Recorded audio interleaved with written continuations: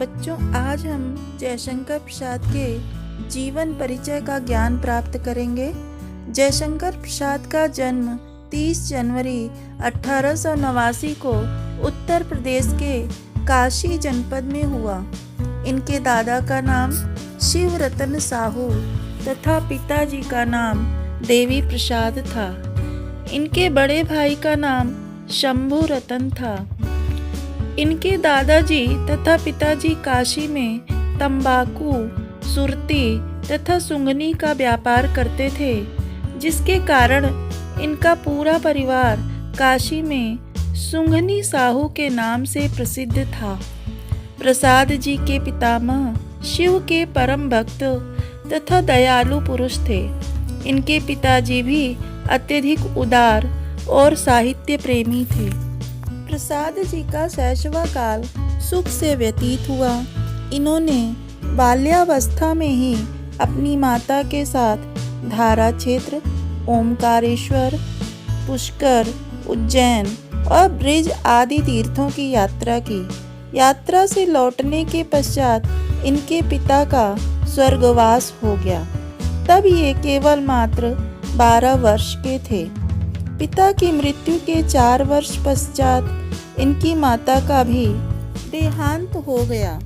शिक्षा के लिए सर्वप्रथम इनका नाम क्वींस कॉलेज में लिखवाया गया, लेकिन स्कूल की पढ़ाई में इनका मन न लगा, तो इनकी शिक्षा का प्रबंध घर पर ही किया गया। ये योग्य शिक्षकों से अंग्रेजी और हिंदी का अध्ययन करने लगे। इन्हें साहित्य से अनुराग था। ये प्रायः साहित्यिक पुस्तकें पढ़ा करते थे। प्रसाद जी के हृदय को आघात तब लगा जब इनके 17 साल की आयु में ही इनके भाई का भी देहांत हो गया और इनकी आर्थिक स्थिति बिगड़ गई। व्यापार समाप्त हो गया। पिताजी की संपत्ति बेच दी गई, जिससे ऋण के भार से तो इन्हें मुक्ति मिल गई, परंतु इनका जीवन संघर्षों और झंझावातों में चक्कर लगाता रहा। यद्यपि प्रसाद जी बड़े संयमी थे, किंतु संघर्ष और चिंताओं के कारण इनका स्वास्थ्य खराब हो गया। ये तपेदिक रोग से ग्रसित हो गए। इस रोग से मुक्ति पाने के लिए इन्होंने पूरी कोशिश की, किंतु 15 नवंबर 1937 को इस रोग ने इनके शरीर पर पूरा अधिकार कर लिया। ये सदा के लिए इस संसार से विदा हो गए। प्रसाद जी बचपन से ही कविता लिखते थे। इनकी गणना हिंदी के मूर्धन्य साहित्यकारों में की जाती है। ये कवि होने के साथ साथ सुप्रसिद्ध नाटककार, कहानीकार, उपन्यासकार तथा निबंध लेखक भी थे। इनके काव्य ग्रंथों में प्रेम पथिक, आंसू, झरना, लहर तथा कामायनी आदि हैं। नाटकों में अजातशत्रु, स्कंदगुप्त, चंद्रगुप्त, ध्रुव स्वामिनी, उपन्यास कंकाल, तितली, इरावती। यह इरावती इनका उपन्यास जो है वह अधूरा रह गया था। कहानी संग्रह में आंधी, इंद्रजाल, प्रतिध्वनि, छाया और आकाशदीप आदि का नाम उल्लेखनीय है। जिस प्रकार प्रसाद जी के साहित्य में विविधता दिखाई देती है, उसी प्रकार इनकी भाषा ने भी कई रूपों को धारण किया है। इनकी भाषा का रूप विषय के अनुरूप गठित हुआ है।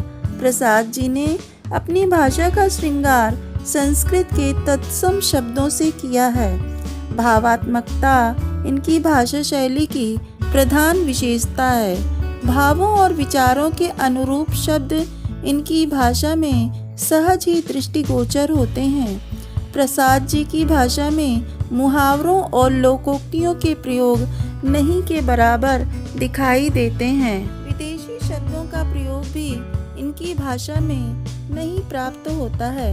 प्रसाद जी की भाषा शैली को हम 5 भागों में बांट सकते हैं: विचारात्मक शैली, अनुसंधानात्मक शैली, इतिवृत्तात्मक शैली, चित्रात्मक शैली और भावात्मक शैली। बांग्ला साहित्य में जो स्थान रविंद्रनाथ ठाकुर का है, हिंदी साहित्य में वही स्थान प्रसाद जी का है। इसमें कोई संदेह नहीं कि जब तक हिंदी साहित्य का अस्तित्व रहेगा, प्रसाद जी के नाम को विस्मृत करना असंभव होगा। इस प्रकार हम देखते हैं कि प्रसाद जी की भाषा और शैली के हमें स्पष्टता दो रूप मिलते हैं। उनके काव्य, नाटकों और कुछ कहानियों तथा निबंधों की भाषा शैली संस्कृत निष्ठ रही है। केवल उनके सामाजिक उपन्यासों तथा कुछ सामाजिक कहानियों में भाषा का रूप व्यवहारिक, सरल और सुबोध रहा है। काव्य की भाषा सर्वत्र संस्कृत गर्भित रही है। इनकी शैली विचारात्मक तथा प्रवाहमयी है। जयशंकर प्रसाद पंत, निराला एवं महादेवी वर्मा छायावाद रूपी काव्य महल के 4 कीर्ति स्तंभ हैं। यदि निराला ने उसे जन्म दिया तो प्रसाद ने उसे खड़ा किया, पंत ने उसे संवारा और महादेवी वर्मा ने उसमें प्राण प्रतिष्ठित किया। कुछ आलोचक प्रसाद, पंत और निराला को छायावाद की बृहत त्रयी मानकर प्रसाद को छायावादी युग का ब्रह्मा, पंत को विष्णु और निराला को शंकर स्वीकार करते हैं। शिव के उपासक जयशंकर प्रसाद को मूलतः सौंदर्य और प्रेम का कवि स्वीकार करते हैं।